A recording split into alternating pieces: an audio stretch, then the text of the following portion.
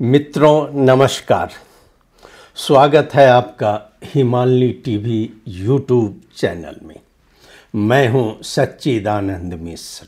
मित्रों, जैसा कि हम सभी जानते हैं कि हमारे प्रधानमंत्री केपी शर्मा ओली स्पेन भ्रमण से आज नेपाल लौट रहे हैं, लेकिन आज नेपाल में लौटते ही उनका एक बहुत बड़ा तोहफा से स्वागत किया जाएगा। वह तोहफा इस बार सुप्रीम कोर्ट ने उन्हें दिया है। सर्वोच्च अदालत का 2 दिन पहले का निर्णय एक ऐसा निर्णय है जो कि पूरे देश में विवाद पैदा किए हुए हैं और एक भी टिप्पणी उस निर्णय के पक्ष में नहीं जा रहा है। ऐसी स्थिति में हमारे प्रधानमंत्री केपी शर्मा ओली को आज एक बहुत बड़ा उपहार मिलने जा रहा है। आइए मैं कुछ इसका बूंदागत रखता हूं आपके समक्ष, जिससे कि आपको ये समझ में आ जाएगी। 4.5 साल बाद फैसला आया है जिसमें संवैधानिक पदाधिकारी नियुक्तियों पर सुप्रीम कोर्ट ने मुहर लगा दी है, लेकिन प्रधान न्यायाधीश अल्पमत में रह गए हैं। आपको बता दें कि नेपाल में वर्ष 2077 दिसंबर 2020 को तत्कालीन केपी शर्मा ओली की सरकार ने संवैधानिक परिषद के माध्यम से अध्यादेश जारी करके 52 पदाधिकारियों की नियुक्ति की थी और यह 52 पदाधिकारियों की नियुक्ति जो अध्यादेश के मार्फत से हुआ था उस समय से ही विवाद में है और उसी को लेकर यहाँ एक निर्णय आया है। उस समय स्थिति क्या थी, तो संसद उस समय विघटित थी, संसदीय सुनवाई नहीं हुई थी। बिना संसदीय सुनवाई का पदाधिकारियों की नियुक्ति की गई थी। सभामुख को विधि पूर्वक सूचित नहीं किया गया था। बैठक की सूचना तत्कालीन सभामुख को नहीं दिया गया था। इस मुद्दे पर विभिन्न मीटियों में कुल मिलाकर 15 रीट याचिकाएं सर्वोच्च अदालत में दायर किए गए, जिसको कि 5 न्यायाधीशों ने रीट अस्वीकार कर दिया। अब न्यायिक फैसला हुआ है। न्यायिक फैसला बहुमत बनाम अल्पमत। बहुमत में आपको बता दें 5 सदस्यीय इजलास में न्यायाधीश सपना प्रधान मल, न्यायाधीश मनोज कुमार शर्मा और न्यायाधीश कुमार चुड़ाल ये नियुक्तियां सदर करने के पक्ष में अपना राय दिए और वहीं न्यायाधीश जो अल्पमत में थे उसमें प्रधान न्यायाधीश प्रकाशमान सिंह राउत और न्यायाधीश नहकुल सुवेदी, जो ये दोनों ने पहली चरण की नियुक्तियां, जैसे केपी शर्मा ओली जी की सरकार ने पहले चरण में 32 नियुक्तियां किए थे, तो उस 32 नियुक्तियों को खारिज करने की सलाह दी, लेकिन प्रधान न्यायाधीश ही इसमें अल्पमत में रह गए और बहुमत से यह रीट को अस्वीकृत कर दिया गया। संसद न होने की स्थिति में संविधान की धारा 114 के तहत अध्यादेश जारी किया जा सकता था। संवैधानिक पदों पर नियुक्तियां राजतंत्र को सक्रिय बनाए रखने के लिए अनिवार्य थी। सभामुख को सूचना नहीं दी गई, इसको गंभीर त्रुटि नहीं माना गया और विधि पूर्वक आपत्ति नहीं आई, यह बताया गया। नियुक्तियां अभी प्रभाव में है, इसलिए वापसी संभव नहीं है। ये जो सदर किए हैं उन लोगों की राय है। वहीं अल्पमत की राय भी मैं आपको बता देता हूं कि संवैधानिकता पर गहरा प्रश्न। प्रधान न्यायाधीश राउत और न्यायाधीश सुवेदी ने इस फैसले से असहमति जताई। उनका कहना था अध्यादेश के नाम पर संवैधानिक व्यवस्था को दरकिनार करना खतरनाक है। बैठक की सूचना सभा मुख को 48 घंटे पहले अनिवार्य रूप से दी जानी चाहिए थी, जो कि नहीं दिया गया। बिना पारदर्शी प्रक्रिया और सुनवाई के नियुक्तियां संवैधानिक मर्म के विरुद्ध है, ये इनका राय था। शासकीय सुविधा के नाम पर संविधान की अवहेलना करना न्यायिक मूल्यों के विरुद्ध है। न्यायाधीश राउत और सुवेदी की टिप्पणी है और इस पर रीटकर्ता भी प्रतिक्रिया आया है। अब रीटकर्ता में 15 में से अधिवक्ता ओम प्रकाश अरियाल ने याचिकाकर्ताओं में से एक हैं। उन्होंने फैसला का आलोचना करते हुए कहा है कि यह फैसला विधि शास्त्रीय दृष्टि से कमजोर है। संवैधानिक न्याय स्तर अपेक्षाकृत नीचे गिर रहा है। रीट खारिज करने के लिए अदालत ने खुद की देरी को आधार बनाया, जो कि खतरनाक प्रवृत्ति है। आइए इस पर हम आपके समक्ष एक दो सवाल और उसका विश्लेषण कर रहे हैं कि क्या निर्णय पार्टीगत हुआ है। यह सवाल उठता है कि जब प्रधान न्यायाधीश स्वयं अल्पमत में चले गए तो क्या यह संकेत है कि बाकी न्यायाधीशों ने किसी राजनीतिक दबाव या पूर्वाग्रह के तहत निर्णय दे रहे हैं। यह एक बहुत बड़ा प्रश्न आ रहा है। संवैधानिक न्यायपालिका का उद्देश्य पार्टी से ऊपर उठना चाहिए। इस फैसले में राजनीतिक नियुक्तियों को वैधता देने की जो प्रवृत्ति दिखी गई है, वह न्यायपालिका की स्वतंत्रता पर बहुत बड़ा प्रश्न चिन्ह खड़ा करती है।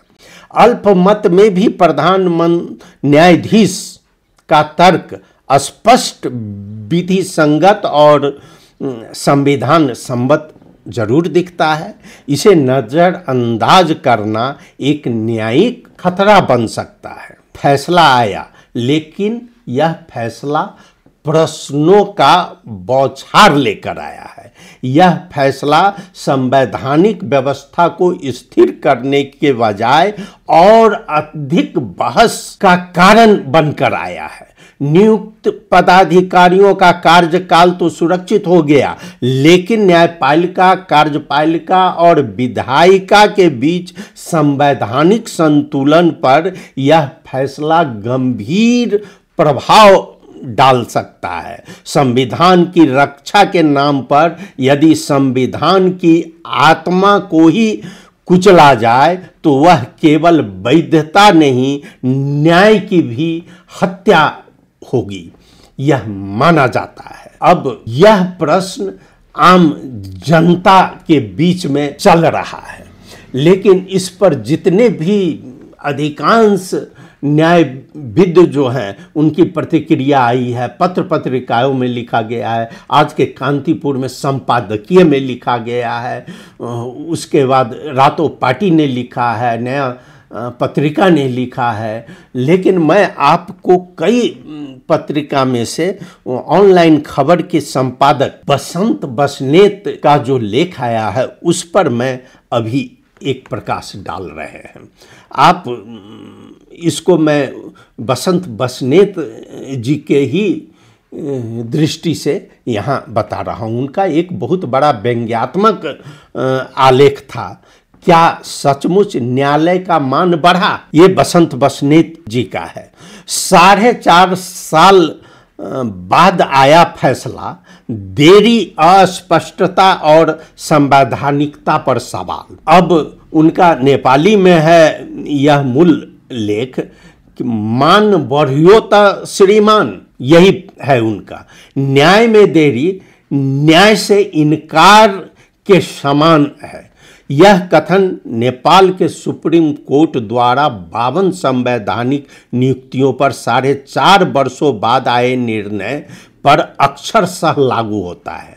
अदालत ने बहुमत के आधार पर ओली सरकार द्वारा अध्यादेश मार्फत की गई नियुक्तियों को वैध ठहराया। लेकिन सवाल यह है कि क्या यह फैसला वास्तव में संविधानवाद की रक्षा करता है या फिर कार्यकारिणी की मनमानी को वैधानिकता की आड़ प्रदान करता है? देखिए, यह बहुत बड़ा प्रश्न है कि 4.5 साल आखिर चुप्पी क्यों थी, न्यायालय मौन क्यों रहा? 2077 साल में केपी शर्मा ओली सरकार ने संसद को बाईपास कर संवैधानिक परिषद के माध्यम से 2 चरणों में 52 नियुक्तियां की।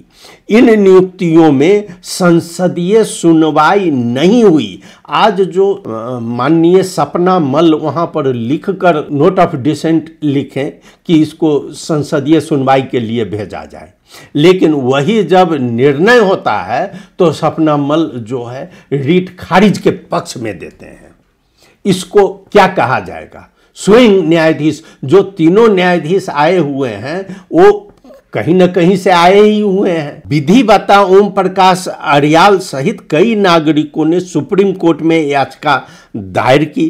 फैसला तब आया जब अधिकांश नियुक्ति व्यक्ति अपना कार्यकाल लगभग पूरा कर चुके हैं, अब कुछ ही दिन बाकी हैं। क्या यह न्याय की देरी नहीं है? और यदि न्यायालय निर्णय देने में इतना विलंब करता है कि उसका प्रभाव ही नगण्य हो जाए तो फिर उस निर्णय का संवैधानिक मूल्य क्या बचता है? संविधान कहाँ है? न्यायालय ने जो आदेश जारी किया वह संक्षिप्त आदेश कहलाया, परंतु उसी आदेश में न संविधान की मूल भावना को उल्लेखित किया गया, न ही नियुक्तियां की वैधानिकता की गहराई से समीक्षा की गई। यह आदेश मानो मूल प्रश्नों को छोड़ते हुए किनारे से निकल गया। क्या यह न्यायिक उत्तरदायित्व है? ये सभी बसंत बसनेत के आर्टिकल से है। प्रधान न्यायाधीश खुद अल्पमत में है, फैसला बहुमत का। प्रधान न्यायाधीश प्रकाश मान सिंह राउत, न्यायाधीश नहकुल सुवेदी ने 77 की नियुक्तियों को अवैध मानते हुए खारिज करने की राय दी, जबकि न्यायाधीश मनोज शर्मा, न्यायाधीश कुमार चुड़ाल और सपना प्रधान मल ने इसे वैध ठहराया, लेकिन बिना गहरी संवैधानिक व्याख्या के। यहाँ प्रश्न यह उठता है कि क्या न्यायालय बहुमत से चलता है या संविधान से? यह बहुत बड़ा प्रश्न है। क्या अदालत की गरिमा बची रहती है जब प्रक्रियागत त्रुटियों को नजरअंदाज कर दिया जाता है? ओली सरकार की मनमानी और संविधान की चुप्पी। 2 बार संसद विघटन की सिफारिश की उन्होंने, केपी शर्मा ओली ने, जो असंवैधानिक सिद्ध हुई, और फिर अध्यादेश के माध्यम से अपने अनुकूल लोगों की नियुक्तियां कर संवैधानिक संस्थाओं पर पकड़ बना ली।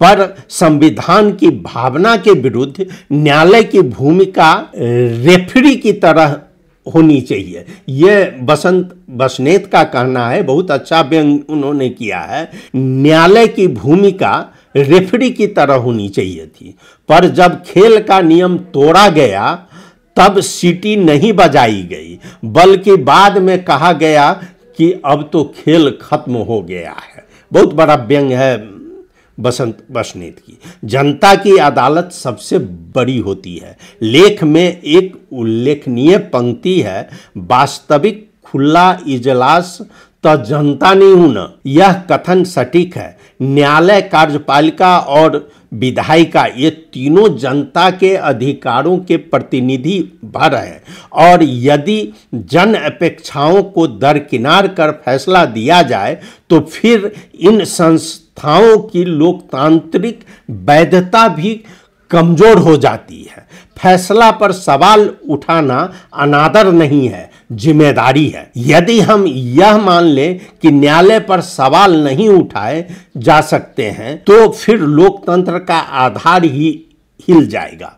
अदालत को सम्मान देना चाहिए, लेकिन वह सम्मान तार्किकता, पारदर्शिता और जवाबदेही से कमाया जाना चाहिए, अनायास और निराधार रूप से नहीं। अब यह है कि क्या मान वास्तव में बढ़ा है?